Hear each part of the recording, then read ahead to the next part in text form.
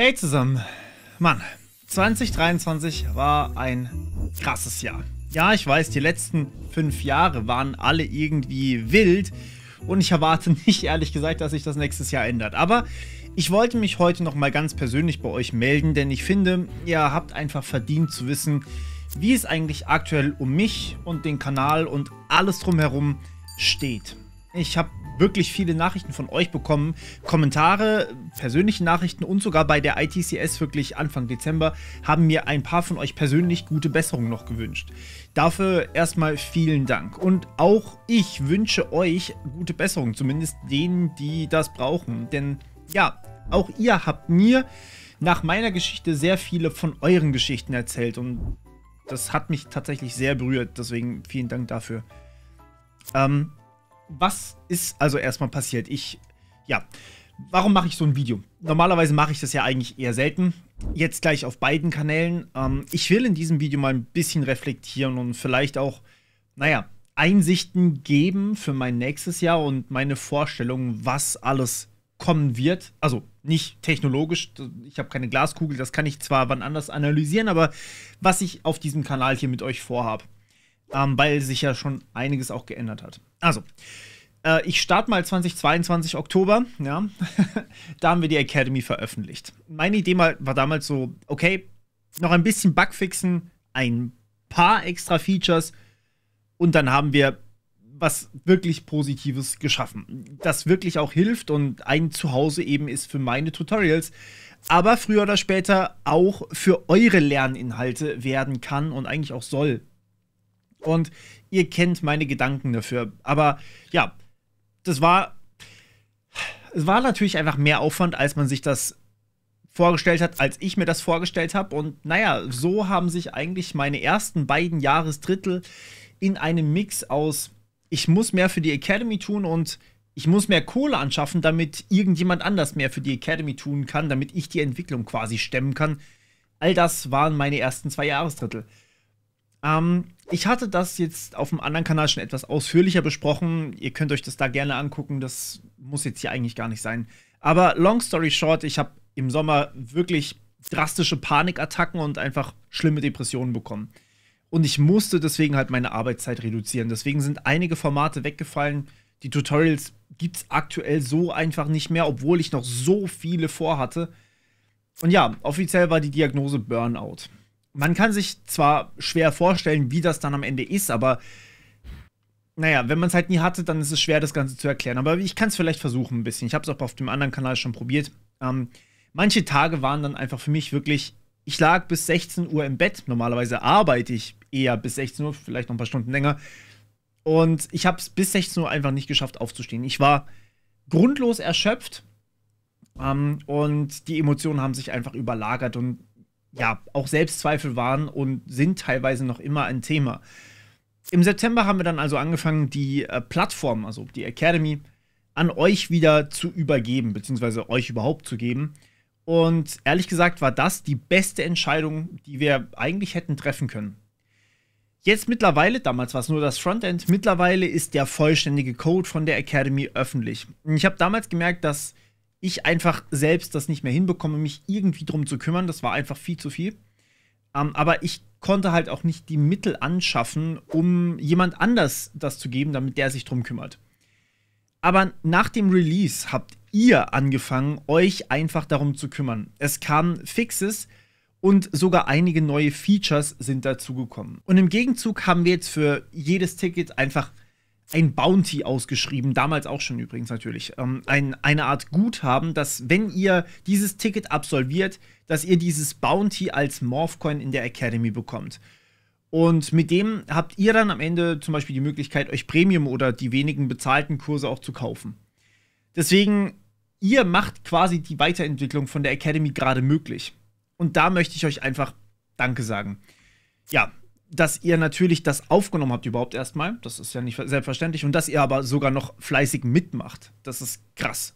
Und auch wenn die Academy in meinem Kopf zumindest noch sehr weit von Feature Complete, also alles gemacht, was ich machen möchte, obwohl das noch sehr, sehr weit entfernt ist, wir nähern uns dem Ganzen an. Und ich habe leider die Tendenz, Dinge immer so zu sehen, was noch fehlt, was noch gemacht werden muss. Aber fairerweise haben wir eigentlich jetzt schon eine sehr coole Plattform geschaffen, auf der man wirklich gut Dinge lernen kann. Auf der man jetzt eben auch mittlerweile Quizzes machen kann. Und von den Quizzes übrigens erstelle ich jede Woche mehrere Dutzend davon. Ja. Es gibt Coding-Challenges, die gab es davor schon, aber jetzt können wir eben auch für Lektionen Coding-Challenges erstellen. Und ihr könnt das auch alles selbst tun. Ihr könnt selbst Coding-Challenges und Quizzes erstellen.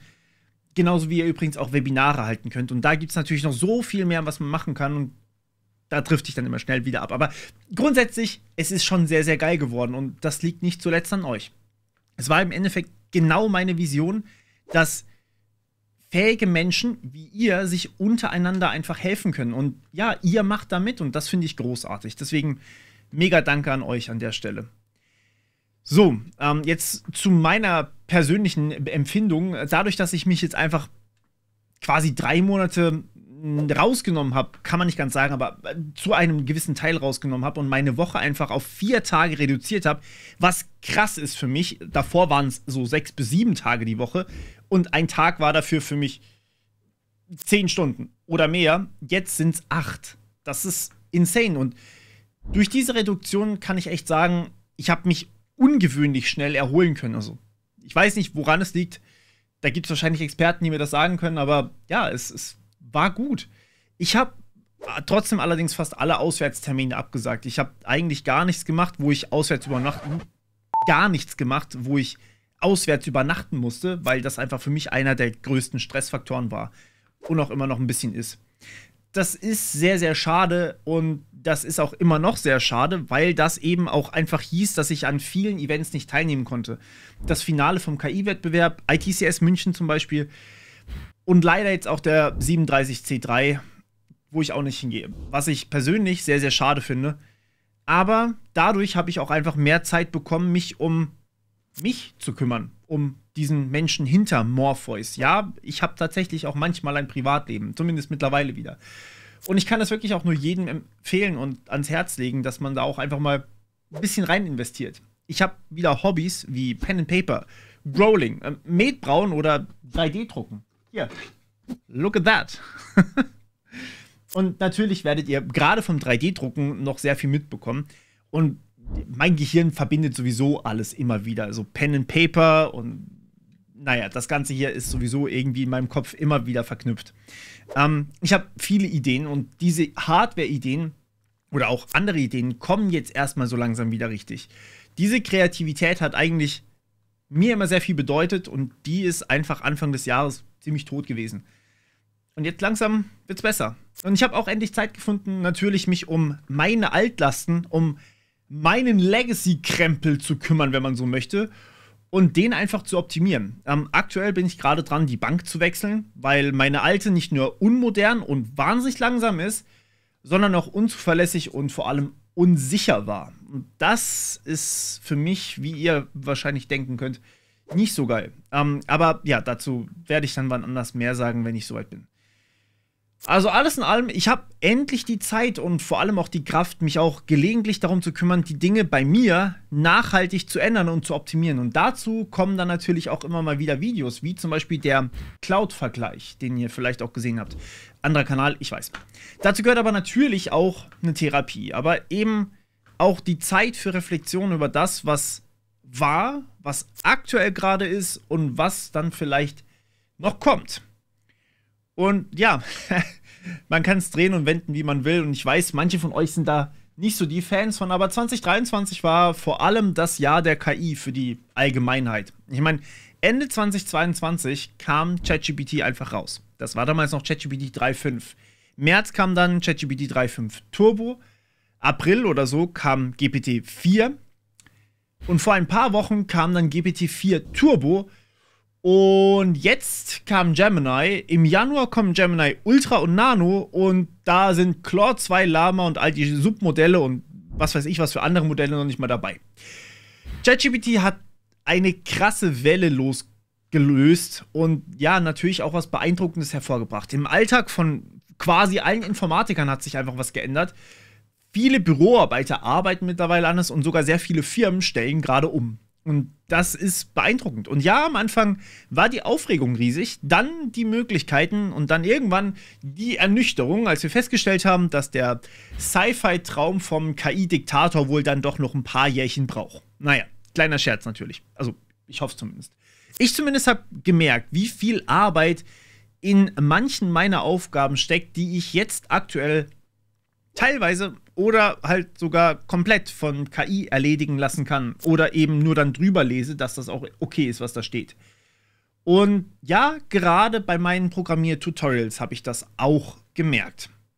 Ich weiß nicht, ob es der Algorithmus von YouTube ist oder, keine Ahnung, die starke Präsenz von TikTok oder ob es tatsächlich ChatGPT ist, aber wie auch bei Stack Overflow werden meine Tutorials mittlerweile etwa, ich würde schätzen, 30% schlechter geklickt. Vielleicht sogar noch ein bisschen mehr. Und ja, das ist auch eine Quelle meiner Panikattacken gewesen. Oder zumindest war das gelegentlich dann auch der Inhalt meiner Panikattacken. Man hat ja vor etwas Angst. Nicht einfach nur so grundlos, meistens zumindest. Das sind im Endeffekt Zukunftsängste. Wenn ihr meine Videos nicht mehr schaut, bin ich useless. Dann bin ich weg. Das ist der Deal, den wir hier eingehen, einfach auf YouTube. Und natürlich macht eine KI Fehler, aber sie löst eben sehr genau die Probleme, die ihr formuliert. Und ich bin auch nur ein Mensch, ich mache auch Fehler. Also mittlerweile ist mir trotzdem was klar geworden. Für dieses KI-Thema braucht man trotzdem ein gewisses Grundwissen. Und Tutorials sind durchaus noch immer wichtig, denn ohne Grundwissen kann man die Ausgabe von so einer KI einfach gar nicht verstehen. Und ja, meine Rolle war dann so ein bisschen, euch einen kleinen Kickstart zu geben, wenn ihr so wollt, damit ihr dann am Ende effizient Erfahrung sammeln könnt. Und ja, auch der Ball von euch einfach ins Rollen kommt. Da fühle ich mich gerade so ein bisschen rein. Und bis vor ein paar Wochen hatte ich einfach noch gar keine Ahnung, wie ich damit umgehen soll, wenn ich ehrlich bin. Zumal ich ja ohnehin aktuell keine Zeit habe oder Kraft habe, um Tutorials aufzunehmen. Ja, ich weiß, könnte ich machen, aber dann müsste ich irgendwas anderes streichen, weil meine Woche jetzt einfach 2 Tage kürzer ist. Und dafür kommt dann aber die Kreativität wieder und naja, durch diese Kreativität ist dann das Video bzw. das Format ungefähr von vor 2 Wochen entstanden. Es ist nicht so wichtig, was ich dabei gemacht habe, eher, dass ich mal wieder Zeit für ein richtiges Projekt hatte oder sie mir halt einfach genommen habe. Ich habe mich dabei einfach selbst herausgefordert, denn jeder normale Mensch hätte zum Beispiel in diesem Fall das Ganze anders gemacht, ein Backend geschrieben und nicht alles nur im Browser von euch gemacht. Aber ich persönlich fand es einfach cool und ich habe so viel über JavaScript gelernt, war beeindruckend. Aber ich habe vor allem auch etwas über, wie soll ich sagen, modernere Tutorials gelernt, wenn man so möchte. Ihr habt mir da unter diesem Format so großartiges Feedback einfach dagelassen und ja, wie wir jetzt eben dieses Projektformat, wo ich wirklich ein Projekt entwickle, mit einem Tutorial-Erklärformat vielleicht kombinieren auch kann. Das habe ich noch nicht ausgearbeitet. Das steht tatsächlich für in 5 Minuten auf meinem Kalender. Aber das werde ich dann mir einfach machen, wenn ich die Ruhe und die Zeit dazu auch habe. Das braucht einfach auch seine Zeit. Das werde ich jetzt nicht in 5 Minuten machen, das ist nur eine Erinnerung.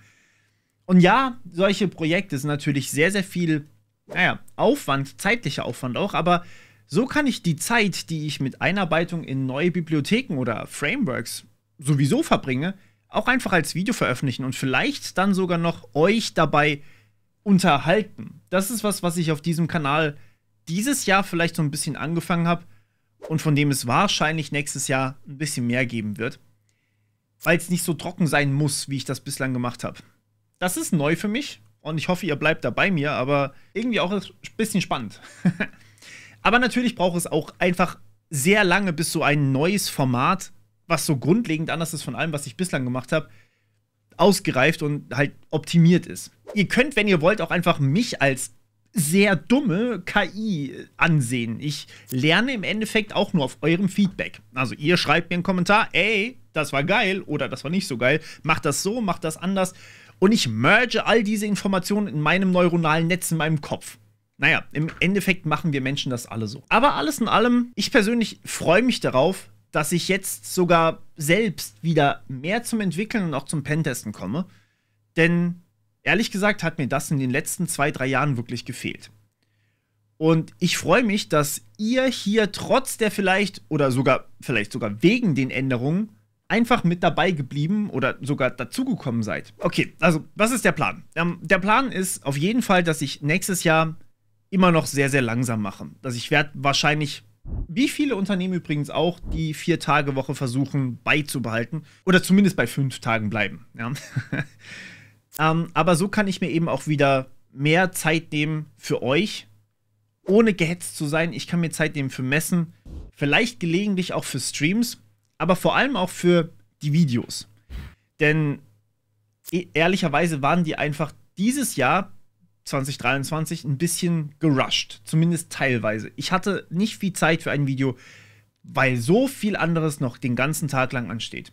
Und was die Academy angeht, was ich an Budget am Ende übrig habe, am Ende von einem Abrechnungszeitraum, das stecke ich einfach direkt wieder da rein. Und wenn ihr Rechnungen ausstellen dürft, dann bin ich auch bereit, euch zu bezahlen. Das wird dann alles auf GitHub stehen und dort wird auch alles in der README laufen und es wird alles erklärt sein.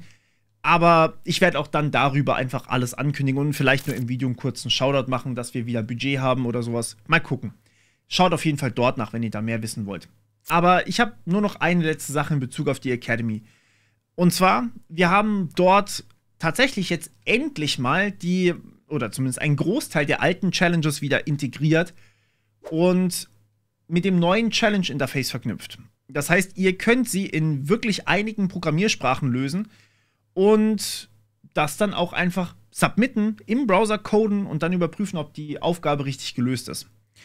Wir haben aber natürlich auch einen gewissen Premium-Bereich eingeführt, mit dem ihr persönlich auch unendlich viele Challenges machen könnt, wenn ihr zum Beispiel Premium habt und unendlich Quizfragen auch beantworten könnt, also komplett ohne Limit und auch die Bezahlkurse alle sehen könnt.